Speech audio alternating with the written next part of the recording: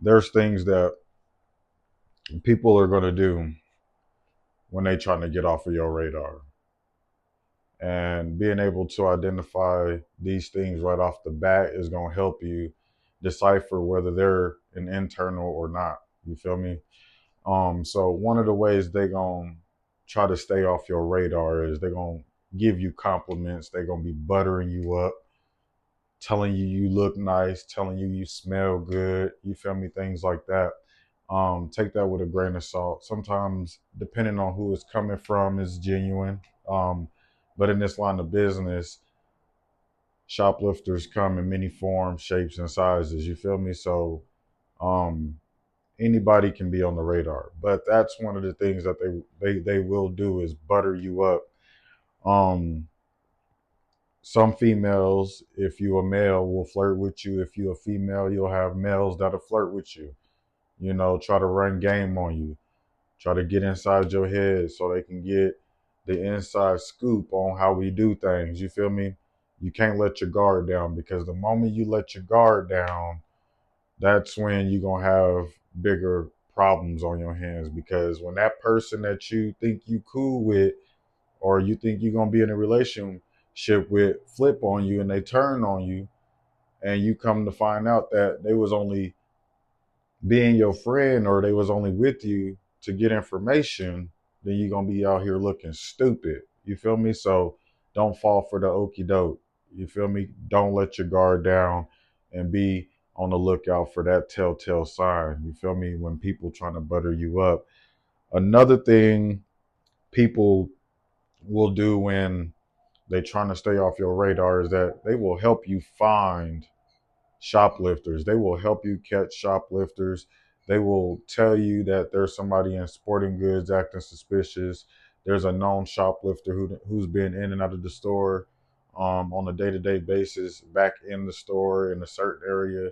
And most of the time, half of the time, you will make apprehensions based off what they've called out on the sales floor. So it makes them feel like, they on your good side, and they could keep doing the dirt that they doing, right? Because as long as they could keep giving you bodies, they feel like they exempt from being watched. And that ain't how it work. That ain't how it go down.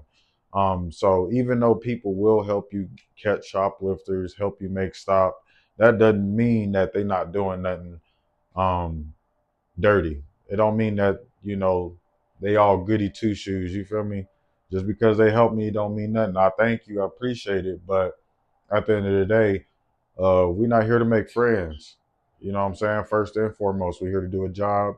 I appreciate the assist. You feel me? But those type of people, I'm not saying that all people who help you are internals, but I'm telling you that these are some of the ways that they will try to stay off your radars.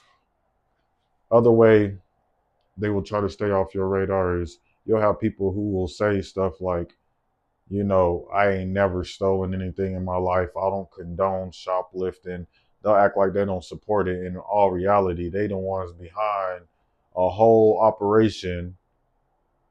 You feel me? Dealing with boosters, not knowing that these are the same people who trying to get more information on how they can do fraud, how they can get out the store with merchandise, who they can send in, you feel me, at what times, things like that. So people who be like, I ain't never stole nothing in my life, or they don't condone it, or they don't know people who steal, I just feel like is just a lie altogether. Because we've all made mistakes growing up. I don't care if you was a child, like you was a teenager or you adult. You stole something at some point in your life, or you've been with somebody, or somebody who has stolen something. You feel me? Whether it was intentionally or it was on accident, right? Accident is the key word. So regardless to what the situation is, I just feel like everybody's been in some type of situation, or seen a situation, or heard about a situation where it had to do something about theft.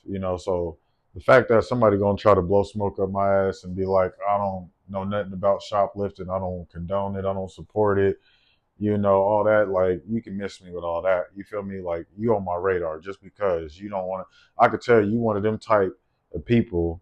They them type of people that don't like to take accountability. That's what that tell me. You feel me? Now, when I get those ones that be like, "Oh yeah, I used to steal," when I was younger, I did this, I did that. Then it's like, okay, boom, they take accountability. But now it's like, okay, what made you stop? Did you have a situation that just deterred you for the rest of your life? And if so, what was that experience? You feel me? So that's why it's important for us to get out here, conversate, and learn and mingle with people, because you pick up on these things, you hear these conversations, you have these conversations, and you'll be able to figure out whether they stealing or they not really about that life anymore. Because I will say there is some people that I know that used to steal that don't do it no more. But I feel like from time to time that they still do. They probably don't do it as often, but they still in the mix. You feel me? I feel like once you become a consistent shoplifter, you are a booster. You will always be a booster. Period. I don't care what nobody say. Like, if you steal and you find ways you can get away with it, and in today's era it's so much easier to get away with it. I feel like people who have always shoplift will always be shoplifters. I feel like people who are shoplifters will eventually turn into boosters, especially in today's era, because the laws and the judges are slapping these people on the wrist, and they are allowing them to get away with this. So why not still do what they do, go into these stores and make the money that they've been making money um off of. And if they making more money, they really not gonna stop. You feel me? So that's what it is, man, for real.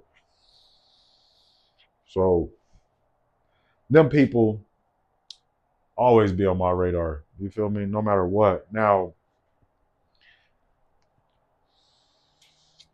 you got the ones who will try to be your friend. They'll try to be your friend, and in the same way as, like, the first thing I told you, they're gonna butter you up. They're gonna try to be your friend. They're gonna try to be in a relationship with you, things like that, right? And when you get people who try to be your friend, you got to understand from a place that it's coming from. So if you once were an unloader or an overnight stalker, and now you're being promoted to AP, and now all of a sudden everybody in the store want to be your friend, red flag. Red flag. If you was in the parking lot pushing carts, and now you being promoted into AP, nobody wanted to talk to you when you was pushing them carts. Management didn't check up on you when you was pushing them carts, see if you need anything, right? See if you was all right. But now that you've been promoted to AP, everybody want to be your friend. Now management want to check up on you, ask you if you need anything, want anything. Hey, we going out to eat over here. You want to join? Nope. Red flag. You feel me? People who try to be your friend that wasn't trying to be your friend when you first got there, and all of a sudden out the blue they trying to be your friend, on the radar, on the radar. You feel me? Because they wasn't trying to talk to you when you was pushing carts, when you was unloading them trucks, when you was stocking them shelves. But now that you AP, now everybody want to be your friend. Red flag, the biggest red flag. You feel me? So just be on the lookout for those type of people. You feel me? People who don't even like you will eventually act like they do, because now you AP, and now they know that you hold some type of authority. You feel me? Now they know you have the authority to watch the type of dirt that they doing in the stove. You feel me? So now they're gonna try to butter you up. They're gonna try to get as much information as they can off you. But as a AP in this game, you don't tell a soul about nothing that we do in the store. I don't care if it, with your scheduling, your manager scheduling, your team schedule. You don't let nobody know nothing about what y'all got going on. Everything we do confidential. Everything we do confidential. From the scheduling all the way to making apprehensions in how we do what we do. Because the little game that you give them, just a little game that you give them, could be the most informational game you could get them to them. Because what we think is small, they're gonna take that, they're gonna run with it, and they're gonna create some type of way to get around what you just told them. So if you told them that we got cameras here, here, here, and over there, they're gonna figure out, okay, this is where they got camera coverage. This is where they possible blind spots are. You feel me? Like, don't tell nobody nothing. Keep your mouth closed about scheduling, about your manager scheduling, about y'all days off, about where camera coverage is. I used to lie to people about cameras all the time. People be mad at me during the exit interview because they see me as a witness with the manager, and right then and there is when it hit them that they've been set up. I promise you. So this is what I used to do. I used to tell people when they used to get the trying to ask me questions about cameras and stuff. I used to lie to them, and I'd be like, "Yeah, this camera over here, man. That camera been broke for as long as I've gotten here. Next thing you know, guess how many internals we got in just that little camera? In just that one section, I told them that we didn't have camera coverage when really the camera worked just fine, but they think the camera is broke. So they gonna go to that spot and they gonna conceal and do all they dirt because they feel like that camera broken and it's not working. Lying. I tell them there's a camera in the back room that ain't working, right? Oh man, this camera, yeah, it went down a few weeks ago. We still waiting on the contractor to come and fix it. Guess what?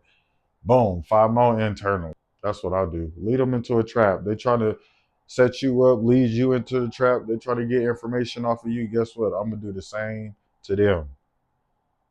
And that's one of the ways I do it. I tell them that some cameras ain't working over here and they working just fine.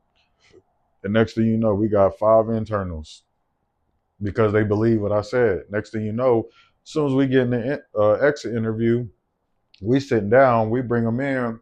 They looking at me, I'm looking at them.